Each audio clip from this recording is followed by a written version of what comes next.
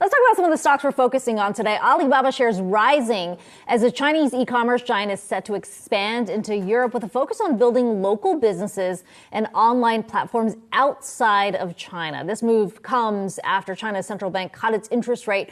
The country is getting serious about getting their economy up to speed after disappointing data from retail sales and unemployment. And we can get into that data in just a bit. But let's talk about Alibaba because this is a company that's really been in transition, right? After the big regulatory crackdown of the last few years, they've already said they're going to split up the key units within the company. Within e-commerce, there's the domestic-facing side, there's the overseas side. Up until now, really, the strength has been in Southeast Asia.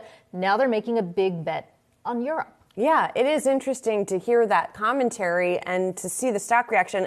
I was surprised to see the stock reaction to this. In fact, that it wasn't necessarily a throwaway comment, but nonetheless, the commentary that they're going to have Tmall also in Europe. Interesting here. I don't know what the potential is. There is competition. Well, I mean, that's the key, right? Is sure, Alibaba, this points to where they're looking beyond Asia.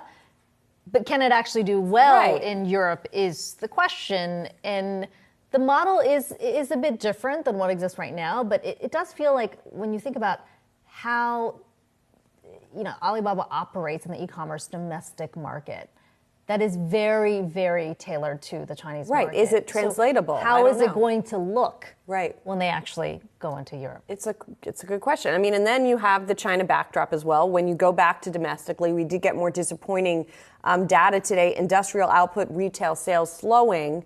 But then, of course, investors' minds turn to stimulus and what the next phase of stimulus is potentially going to look like when you have that weak data. So sort of the phase that we were in at one time in the U.S. markets, right, is bad data good for the market? Well, and we were talking to Leland Miller yesterday from China Beige Book, who said it was never going to be a straight line up. When the zero COVID policies were put aside, things started opening up. We've been talking so much about the economy not picking up at the pace that was expected. But, we're still in June, right? I mean, second half of the year, at least there seems to be a little more optimism.